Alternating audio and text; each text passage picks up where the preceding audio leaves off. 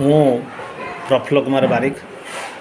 ମୁଁ ମାଧବ ସାରଙ୍କର କୋର୍ସରେ ପ୍ରାୟ 2 ମାସ ତଳେ ଜଏନ୍ କଲି, କିନ୍ତୁ ପ୍ରଥମ ମାସଟା ମୋର ଅସୁବିଧା ଯୋଗୁଁ ମୁଁ ସାରଙ୍କର ଟାସ୍କ ଏବଂ ତାଙ୍କ ଅନୁସାରେ କାର୍ଯ୍ୟ କରିପାରିନଥିଲି। କିନ୍ତୁ ଗୋଟିଏ ମାସରୁ କାମ ଆରମ୍ଭ କଲି ସାରଙ୍କ ପ୍ଲାନ୍ ଅନୁସାରେ, ଏବଂ ମୋର ପ୍ରଥମେ HbA1c 11.6 ଥିଲା